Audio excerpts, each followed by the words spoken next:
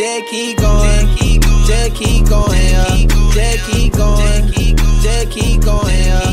You can't turn back, you come too far, you can't give up, you work too hard. Just keep going, just keep going up, just keep going, just keep going up.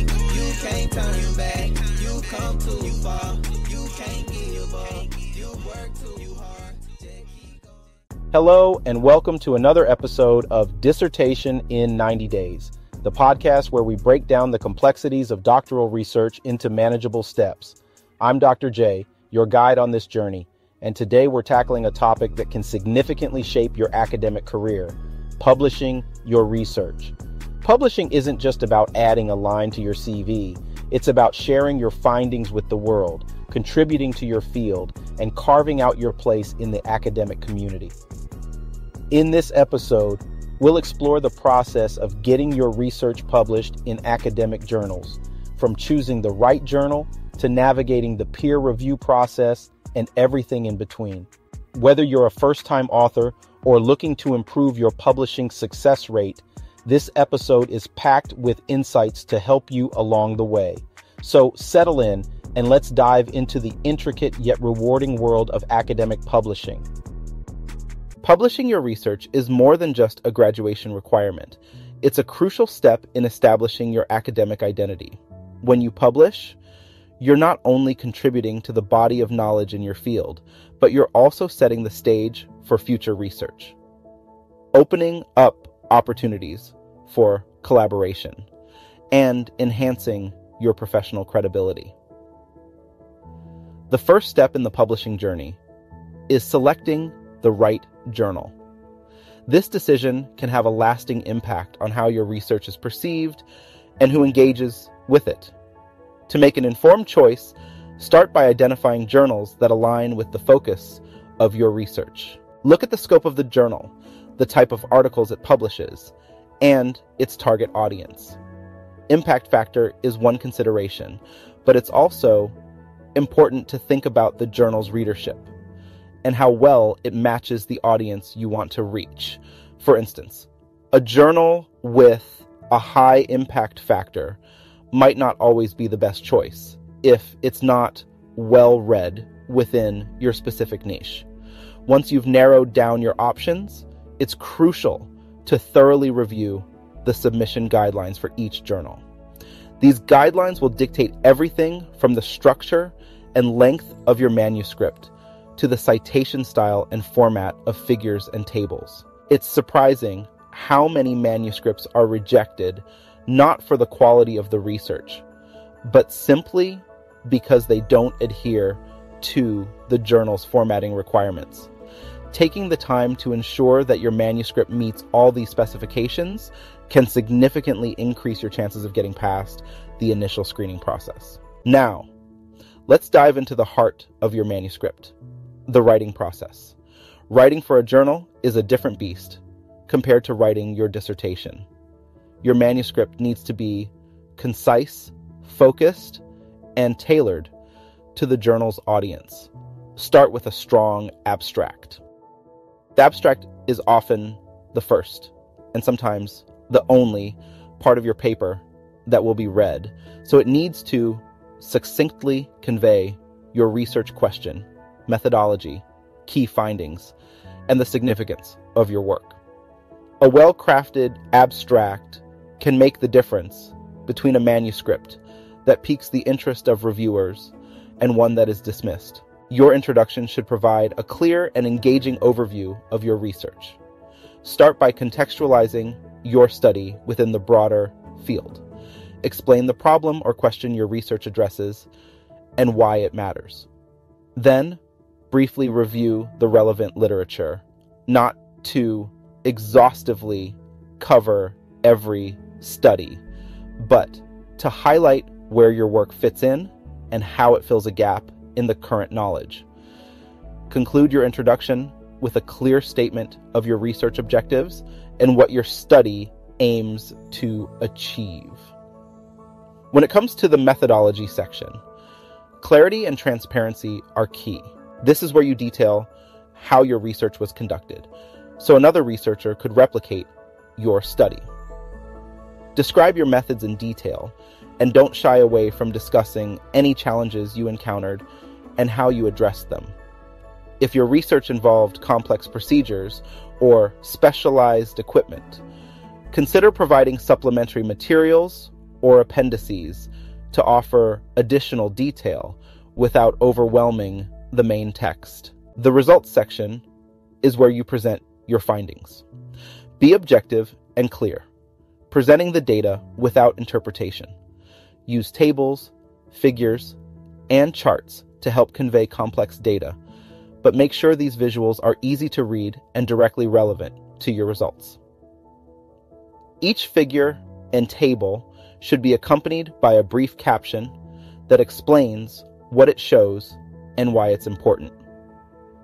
In the discussion section, you interpret your results in the context of the existing literature. This is your opportunity to explain the significance of your findings, how they contribute to your field, and what new insights they offer. Be sure to address any limitations of your study honestly, but also highlight the strengths and the implications of your work. A well-written discussion not only summarizes your findings, but also places them within the broader academic conversation. The conclusion of your paper should succinctly summarize your key findings and suggest directions for future research. This is your final opportunity to reinforce the significance of your work and to propose new questions or hypotheses that arise from your study. A strong conclusion can leave a lasting impression on both reviewers and readers. Once your manuscript is polished and ready, it's time to submit it to your chosen journal. Submitting a manuscript can be an intimidating process, especially if you're new to academic publishing. Remember, that rejection is a normal part of the process. Don't be discouraged if your paper isn't accepted on the first try. Use the feedback you receive to improve your manuscript and submit it to another journal if necessary. Navigating the peer review process is another critical aspect of publishing. Peer reviewers play a vital role in maintaining the quality of academic literature. Their feedback can be invaluable, but it can also be tough to hear. It's important to approach peer reviews with an open mind. Even critical feedback can be constructive, helping you to refine your arguments and strengthen your paper. When you receive reviews, take the time to carefully address each comment. If a reviewer misunderstood a point or asked for clarification, consider whether you can improve the clarity of your writing. If you disagree with a reviewer's suggestion, you can explain why in your response to the editor, but always remain respectful and professional. Let's now discuss some strategies to increase your chances of getting published. One effective approach is to co-author papers with more experienced researchers. Collaborating with seasoned academics can lend credibility to your work and provide you with valuable mentorship. Co-authoring also allows you to share the workload, which can be particularly helpful for complex studies that require a range of expertise. Another strategy is to start by submitting your work to smaller, specialized journals before aiming for the top-tier ones. Publishing in a niche journal can help you establish your name in your field and build a portfolio of published work. As you gain more experience and your research becomes more widely recognized, you can start targeting higher impact journals. Networking within your academic community is also crucial for enhancing your publishing prospects. Attend conferences, workshops, and seminars to connect with other researchers and editors. These interactions can provide you with insights into current trends in your field, inform you about upcoming special issues, and even lead to invitations to submit your work. Time management is essential throughout the publishing process. Balancing writing with other academic responsibilities can be challenging, so it's important to set realistic goals and deadlines. Break the writing process into manageable tasks and schedule regular writing sessions. Use tools like project management software or a simple calendar to keep track of submission deadlines and review timelines. Staying current with the literature in your field is another key to successful publishing. Regularly reading journals and following the latest research can help you identify gaps in the literature, refine your research questions, and stay informed about what is being published. This knowledge can also help you anticipate the kinds of studies that are likely to be accepted by journals. Ethical considerations in academic publishing cannot be overstated. Ensuring that your research is conducted and reported ethically is paramount. This includes obtaining all necessary permissions for your study, properly citing sources, and avoiding practices like data manipulation or plagiarism. Familiarize yourself with the ethical guidelines of your field and the specific journal you are submitting to. Ethical breaches can not only result in your paper being rejected, but can also damage your reputation and career. Finally, persistence is key. The road to getting published can be long and filled with challenges, but perseverance pays off. Each submission, review, and revision is a learning experience that brings you closer to your goal. Keep refining your work, learning from feedback, and staying engaged with your academic community. Another aspect to consider is the importance of selecting appropriate keywords and crafting a compelling title for your manuscript.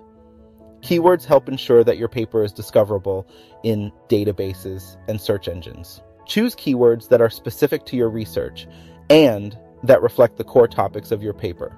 Your title should be concise yet informative, giving potential readers a clear idea of what your paper is about. A well-chosen title can significantly impact the visibility and reach of your research. Let's not forget the significance of a strong cover letter when submitting your manuscript. A cover letter is your chance to make a good first impression with the journal's editors. In your letter, briefly summarize the main findings of your research. Explain why it is a good fit for the journal and highlight its significance to the field. Keep it professional, concise, and focused, ensuring that you capture the editor's interest. Lastly, consider the broader impact of your research and how you can communicate it beyond academic circles. With the increasing emphasis on public engagement and open science, finding ways to share your findings with a wider audience can enhance the impact of your work. This might involve writing blog posts, engaging with the media, or presenting your research at public forums. The ability to communicate your research effectively to non-specialists is a valuable skill that can open doors to new opportunities and collaborations. So, there you have it. Strategies for navigating the world of academic publishing. Remember, getting published is more than just a requirement.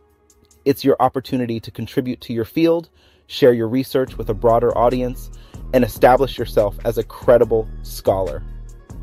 The process can be challenging, but with persistence, careful planning, and a commitment to quality, you can see your work in print and make a lasting impact.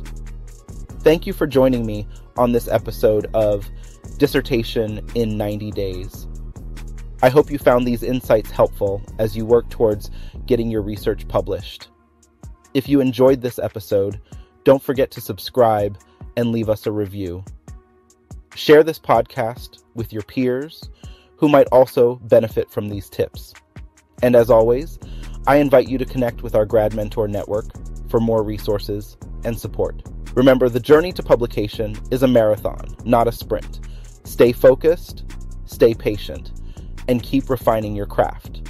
Until next time, keep pushing the boundaries of knowledge. I'm Dr. J, signing off.